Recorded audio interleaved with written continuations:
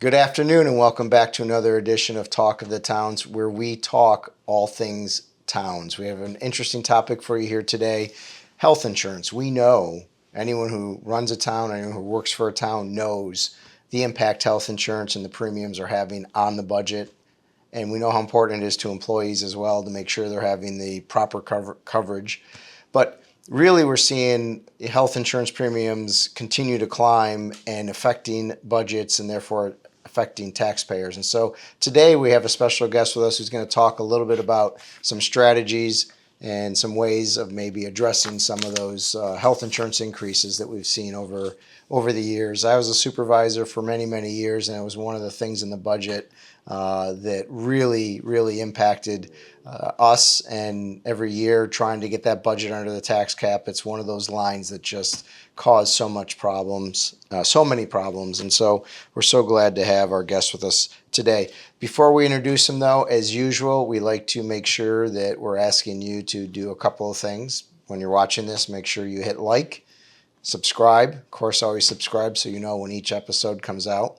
And we've moved our episodes to Wednesdays, every second Wednesday. It comes out at noon. And so make sure you're subscribing so you get that notification. And share. Share with a friend, share with another town, share with a colleague, share with whoever you want. Spread the word so people are getting all the information that we're putting out here.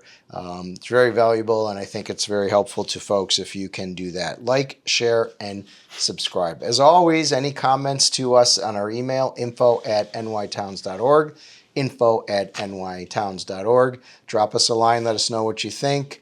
Questions, or you want to see a certain subject matter covered, let us know, info@nytowns.org. Now that the housekeeping is out of the way, I'm going to bring our guest in because we're really excited to have him. His name is David Spiegel. He is the Senior Vice President of Employee Benefits at Brown & Brown.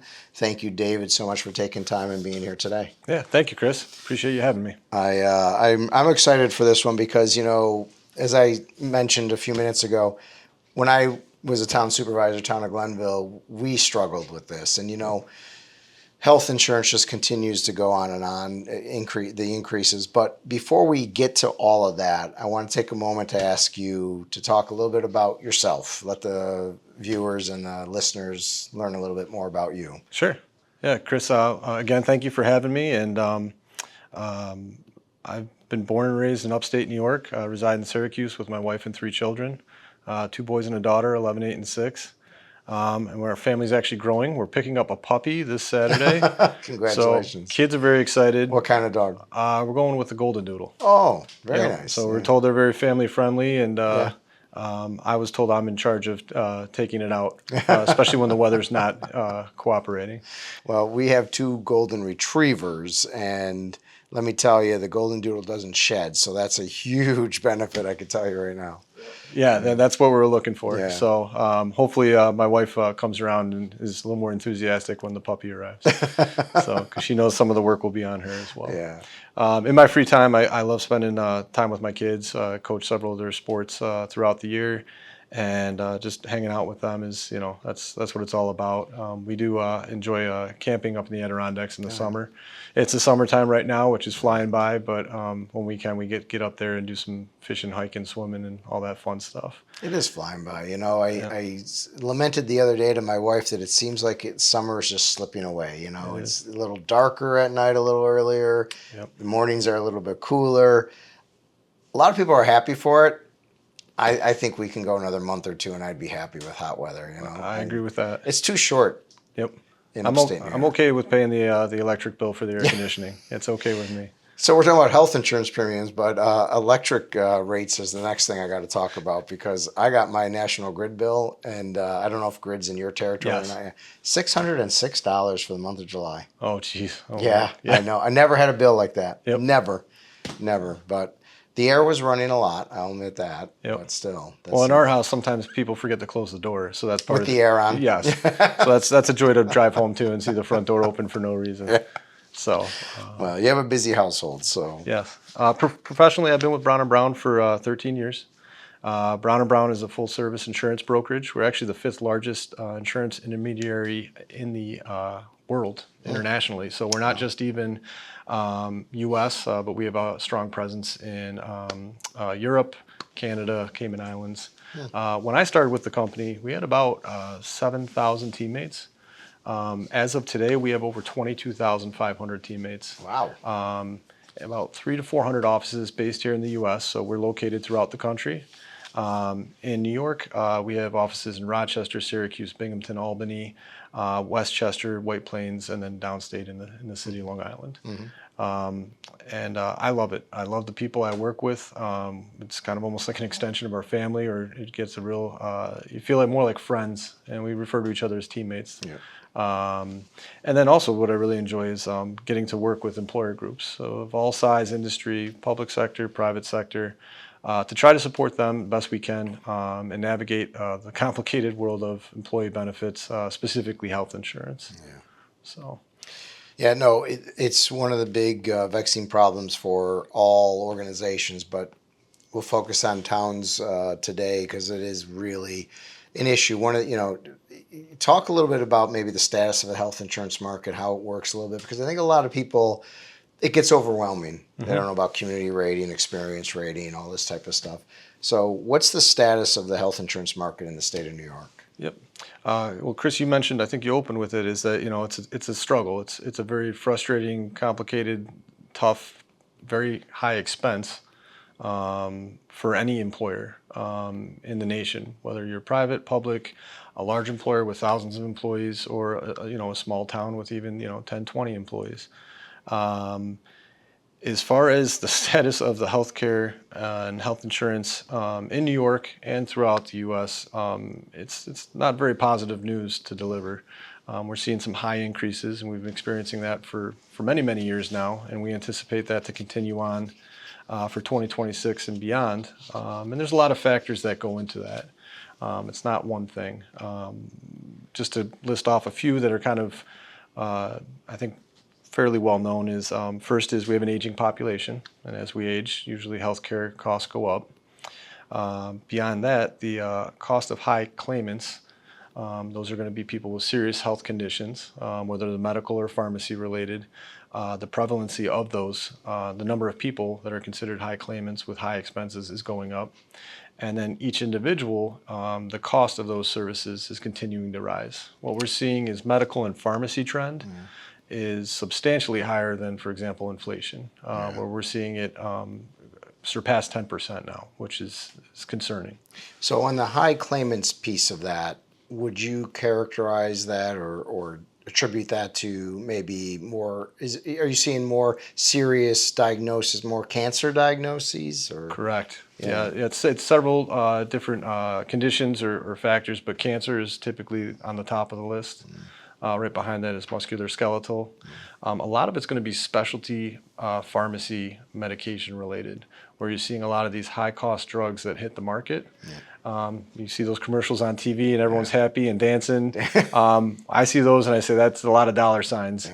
And we've seen now $1 million drug, $2 million drugs for one person, one condition. And then how does a company absorb that? Obviously, there's insurance for a reason. To mitigate that risk and put that risk onto the carrier, but then the carrier obviously has to make sure that they have enough premium coming in to offset and pay out all the claims that are anticipated. I'm always curious about those commercials because you think about who's the audience of the drug, right? Is it the actual end user who's learning about the use of the drug? But I always thought the end audience for a pharmacy drug is the doctor. Yep. Right? Because the doctor's the one that's diagnosing and figuring out.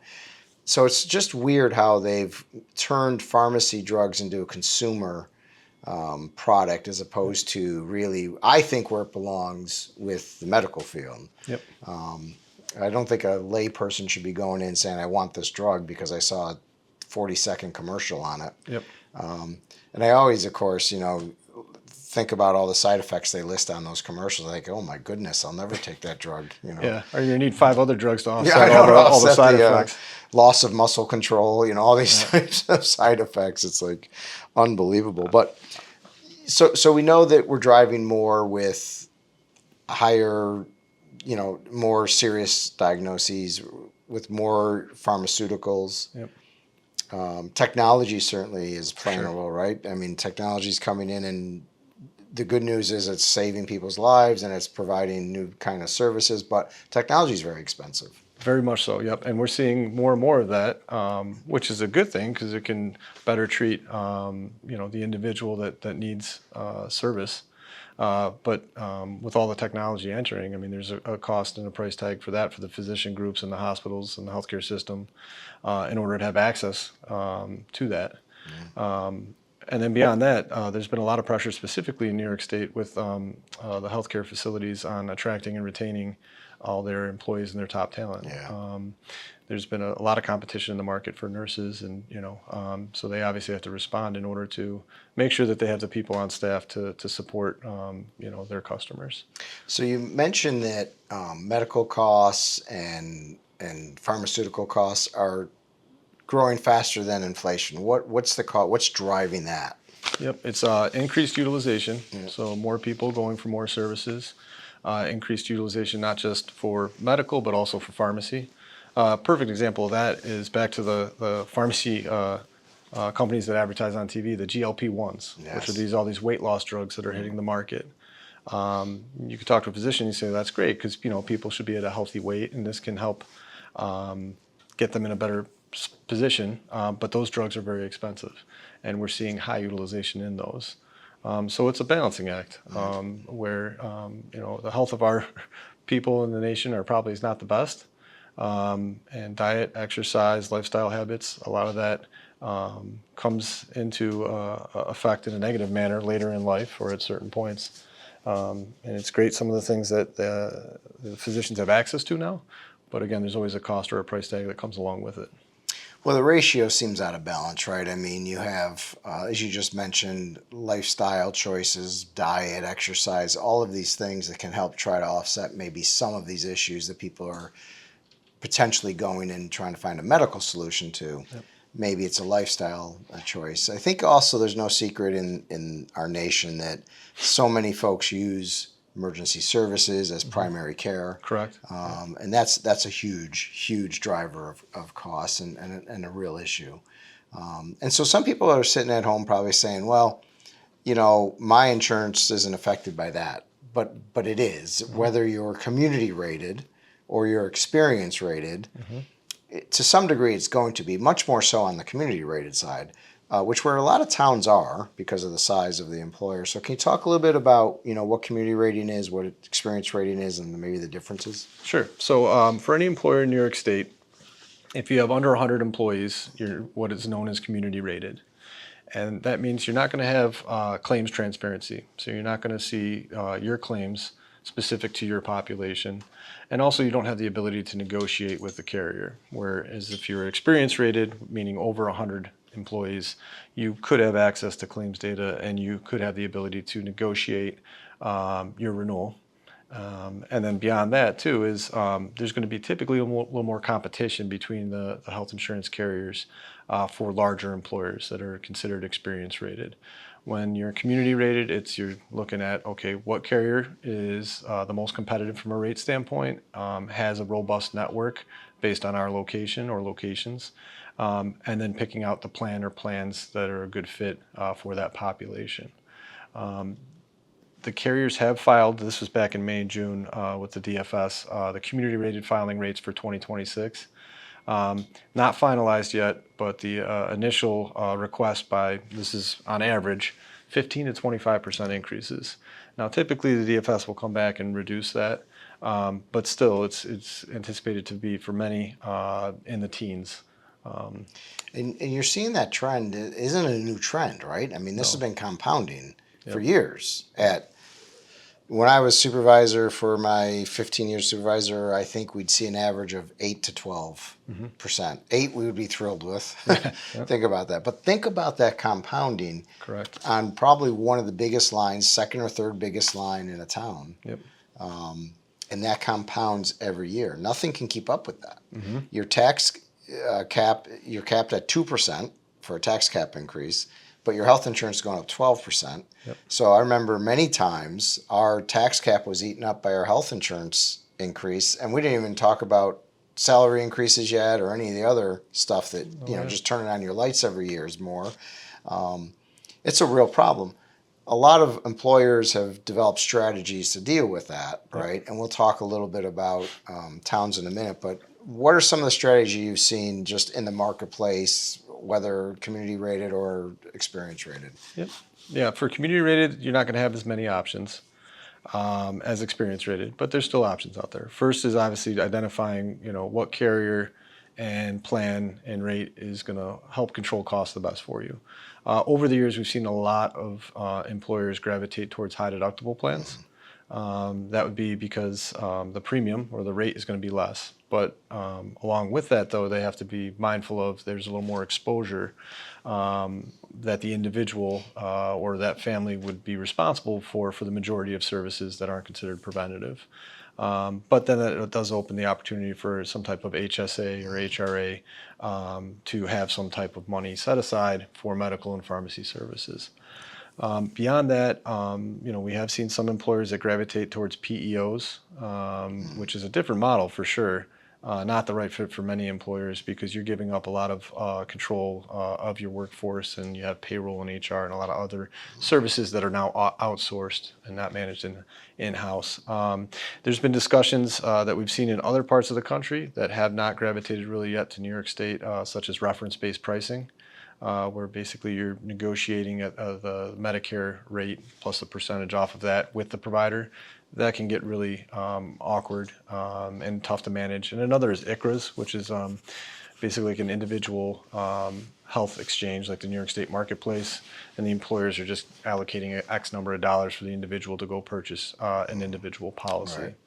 For large group, experience rated, again, over 100 employees, that really allows more opportunity. Because then you can get into alternative funding programs, fully insured, self-funded, or maybe a blend of the two, where there's maybe a little more risk, a little more reward for that employer group based on their claims performance during that plan year. And then there's captives and then full self-funded, true self-funded models, which we're seeing more and more employers in that, call it 100 to 500 life space, that are seriously evaluating or have moved over to a self-funded model.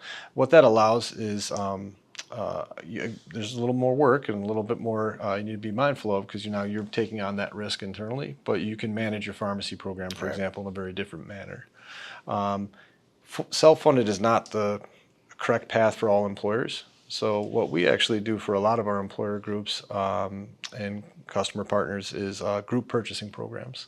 Also known as consortiums, where basically you're pooled together with other like-minded employers, and you can basically leverage the size, the law of large numbers, to have more predictability, more stability in the market. And from what we've seen and experienced and been able to provide to our customer base over the years is renewals substantially lower than the average or below medical and pharmacy trend even. And we're going to have some news here in a few minutes in the podcast about consortiums and how they may be benefiting some towns here very shortly. But before we get to that, on the experience rated side, I remember back a few years ago, maybe, 10 or so, there's this big push to put wellness programs together for employees. Have you found those wellness programs to move the needle much, have much impact?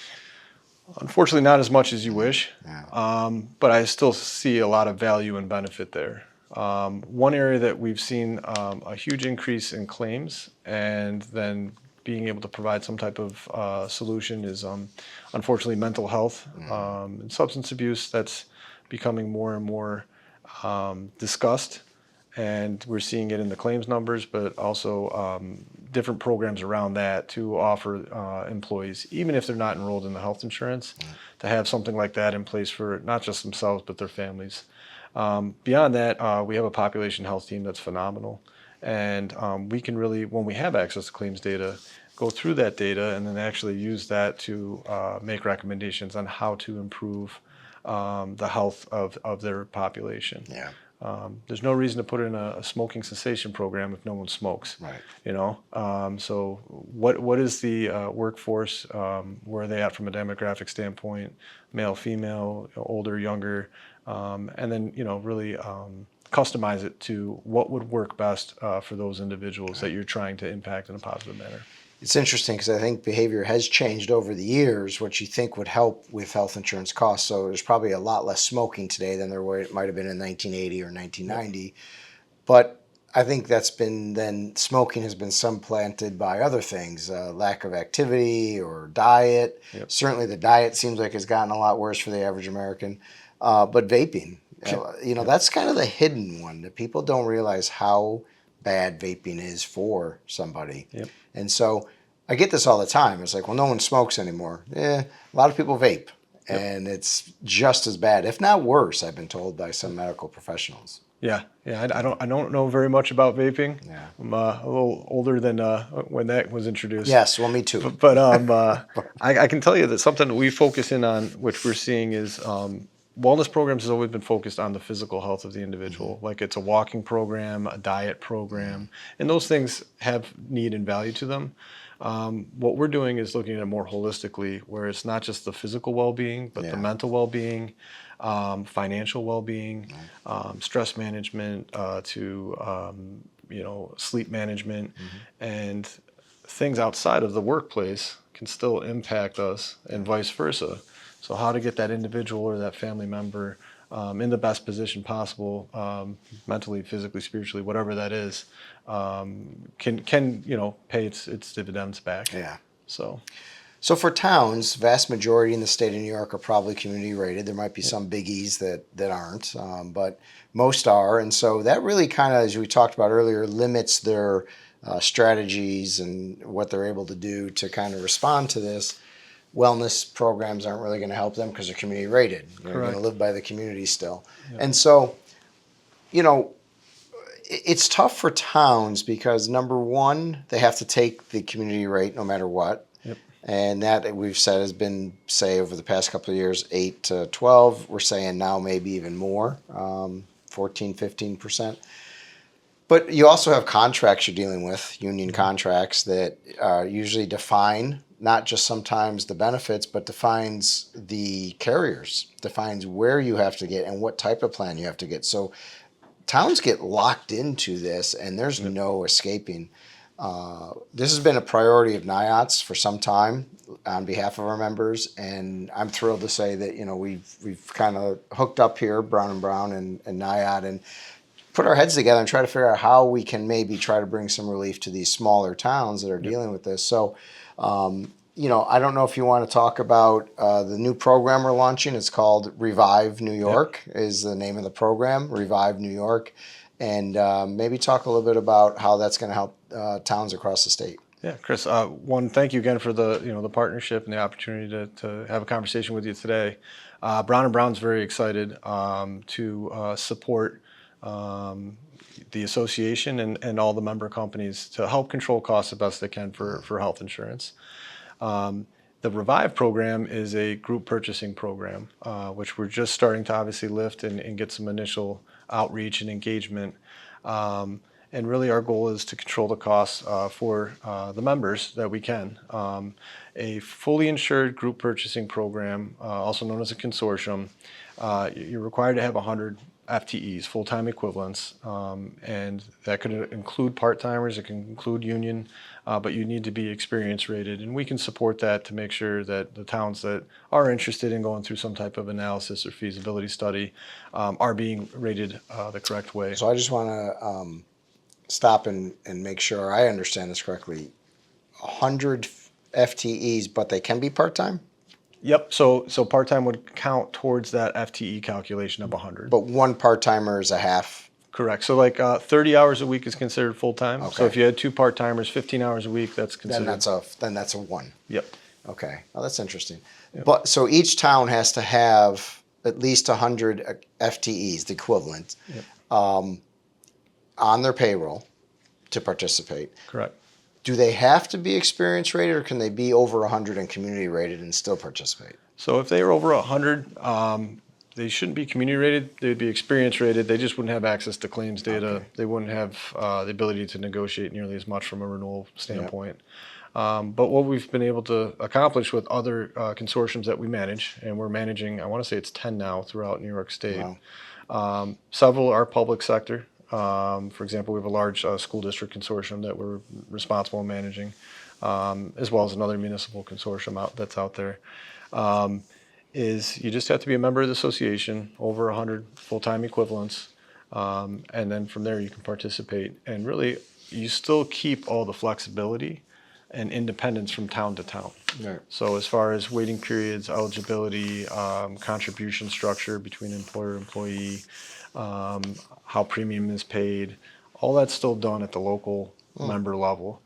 All we're doing is we're pooling together to leverage the law of large numbers. Right. So, I mean, it offers the best of both worlds. So you're getting that, average of large numbers. So you're getting that benefit, but you're also keeping control. And you don't have to, it doesn't have to be one size fits all. It doesn't have to be one plan for all. You do the plan that you have within your town. Exactly. And you're able, it's just going to help, I think, negotiate with the carriers, as you said. So I think that's great. You say that there's like 10 in the state. So you have experience with this, and it's working well. Significant, yeah. It's working phenomenally well, and these aren't like they just started yesterday. They've been in place for 10 plus years. Yep. And again, it would be industry specific: manufacturing, not for profit, school district, what have you. And they all outperform the market as far as what the medical pharmacy trend is with these carriers, what the average renewal increase, whether it's community rated or experience rated. And also, we still have access to claims data, and we could see that these individual groups that participate, they would be receiving higher renewals if they remained a standalone employer purchasing direct from that carrier. So what we've been able to do is really help control or bend the curve of the increases. So Interesting. So the program is called Revive New York. As David said, we're just kind of going out there and launching it. We're looking for folks who are interested, towns who are interested in learning more, to see if we can help with your premium costs and provide more cost relief in the health insurance area. The other lines, the other employee benefit lines, because there's vision and hearing and all these other things. Is that something we're going to be able to also offer some help on, or? Yes. Yeah. Yep. And as far as eligibility, it doesn't matter what size. So even if you have 5, 7, 10 employees, you'd be eligible for any type of ancillary group purchasing. So dental, vision, life, disability. We can even go down further into fringe benefits like pet insurance, which is becoming more and more popular. Yeah, I know. I have 2 Goldens. I know how expensive a office visit is for the Goldens. Yep. I was going to ask you, one of the things that they try to change back with the health, whatever they call it, the Obama Care thing. The Affordable Care Act. Public, is transparency, right? So that people see what the real cost of healthcare is. When you go to the doctor and you pay your $5 copay, you think that's it. Yep. But that really costs maybe $400. That $400 visit, you're paying $5. They try to open that up by sending these EOBs and things like this so people can get educated on the true cost of the market. Do you think that's had any effect on anybody? Do you think people get these EOBs and just throw them out and say, it's not a bill, so I don't care? Yeah, that's a good question, Chris. I think it probably depends on the individual. I know someone like myself, I like to know what the actual true cost of the services that were rendered and provided. But probably for majority, it's, hey, I know I'm paying my copay, and who cares what the rest is? It's not coming out of my pocket. Yeah. But something we do encourage is consumerism. Obviously, you mentioned avoiding the ER unless it's a true emergency. Try to utilize urgent care, your primary care, and telemedicine is becoming very popular just because of the ease of use. It's 2025, and a lot of things can be provided, telephonically and through some type of virtual call. Which is nice. So there are things that the carriers are doing or third-party vendors to try to control costs and to get people to think a little bit more. Where I go makes a big impact on what I'm going to be responsible or my employer from a cost standpoint. It's interesting, all the strategies they've come up with, it just doesn't seem like they've been able to blunt that utilization growth. Yep. And I don't know what's next around the corner, if AI is going to be come into play and bring costs down and be able to provide healthcare cheaper, more efficiently. That's what they're saying anyway. So that's curious. Do you see anything? You see where healthcare is going with AI and healthcare? Yeah. I was I was at the hospital. This is several years ago now, where they basically had like a screen on, and you'd wheel it in, Yes. and Yeah, people I've would be seen that. talking through that and getting some type of care diagnosis and treatment recommendations. And technology is going to be, I can't imagine what the next 5 to 10 years is going to be like in all industries, but specifically healthcare. They say surgeons are going to be AI soon. Yeah. And Yep. that's scary to me. I read an article today that, not just in the healthcare field, but AI in general, the experts are now saying that AI is going to eliminate somewhere between 40 and 60% of our jobs within 5 years, Oh, wow. which is scary, you know. And so, but I don't know. They say there's a tremendous amount of benefits to it. And, you know, going to the doctor and being treated by an AI doctor, I don't know. That's very weird to me. Yeah. Well, Yeah. It's interesting. I'm always hesitant on some of that stuff. Call me Yeah. old school. Yeah. Like I want to drive my own car. I don't want to. Oh, I know. Someone else driving for me. I know. Side story. We're going to veer off for a minute. I have a new car, and it has this technology that you just engage Blue Cruise or something like this. It's called Blue Cruise, Okay. and you're supposed to take your hands off the wheel, and it just drives in traffic. And we tried it. My wife and I went on a trip, and we tried it. And I don't know. I decided to try it as we're going into a pretty good bend, pretty good curve. And she's yelling at me like, "You got to try it when we're going into a curve." But anyway, it rode with traffic, Wow. and it freaked me out for a bit. And I still wasn't too comfortable with it. But it reads everything around you and keeps you at a proper distance from whatever's in front of you. So I think that's the precursor to, you know, going to self-drive. And of course you got the Waycos or something, Yep. whatever it's called out there, where they've got these self-driven cars all over the place. Out west anyway. Yep. We went out to Arizona. They're everywhere. That's wild. Yeah, it is wild. Well, as you know, Chris, I do a lot of traveling throughout the state, and it's probably a good thing because I've seen some pretty bad drivers on the road. Yeah. So not always paying attention. I know. That is true. That is true. So on Revive, what's our strategy for rollout? Maybe let's talk about that and how a town can find more information on it or how they can get engaged in it. Yep. Very easy, Chris. We encourage any and all members to reach out to the association and just say, hey, you know, this piqued my interest. Just tell me more.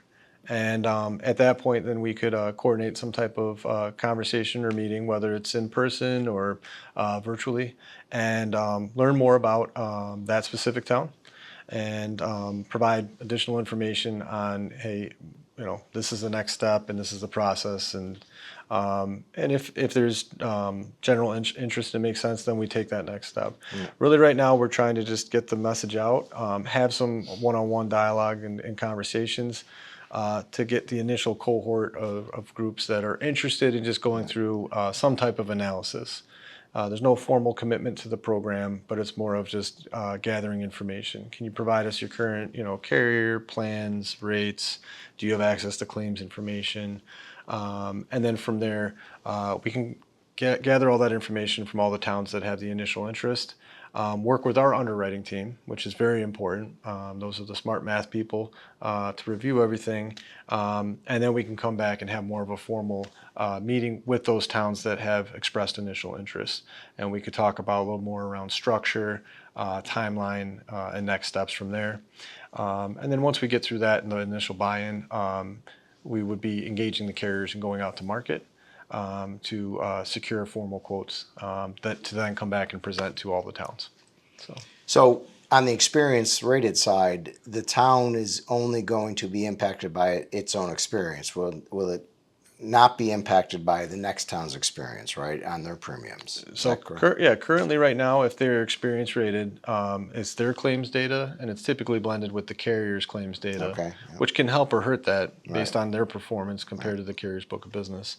What we would do is we would basically disconnect from that unhealthy population within the carrier's book of business, blend them with the other towns that are participating. Yep. And based on how it's structured, which we would have to figure that out, because there's different ways of structuring these, does everyone keep their different plans? Does everyone have a bundle of plans to choose from? Does everyone have the same rate? Does everyone have different rates? And then how are the renewals calculated going forward? Really, the only thing that's kind of really combined is that everyone has a similar renewal rate for future renewals. But everything else is very flexible, and we'd work through that based on the data we secured and the conversations we had. Great. So to make this easy, if you're interested in getting some information on this, you can email me directly at Koetzle, that's CKOETZ as in zebra, LE at nytowns.org. Just drop me an email if you're interested. I can connect you and David, learn about the program. It never hurts exploring. It never hurts looking at your options, having options, and determining what might be best for your town. That's Koetzle, Koetzle at nytowns.org. Drop me a note, and I'll get you connected to David. I know, David, we can go on and on and on about health insurance, no question about it. Maybe more so than people are interested in hearing. Is there anything that I didn't hit on before? No, I really, again, appreciate the opportunity, Chris. I really look forward to engaging some of your members, and we're really excited at Brown & Brown to support this initiative, and just seeing where it goes. Well, we're excited to work with you. We know you well with all your work on NYMER and the Comp Alliance. So we have other great programs you already all know about in the workers' comp market, in the property and casualties market. There's more news coming out beyond health insurance and employee benefits, so stay tuned on that as well. But these are all important programs we put together to help our members, to help our towns deal with the rising cost of insurance and making sure that the employee is getting the proper coverage while you're saving the most money possible. So David, I'm looking forward to it. I really appreciate all the work that you guys do at Brown & Brown. I think it's going to be a phenomenal program, and I'm looking forward to getting it off the ground. And I appreciate your time coming here today. Yeah. No, thanks for having me, Chris. It was a lot of fun. Absolutely.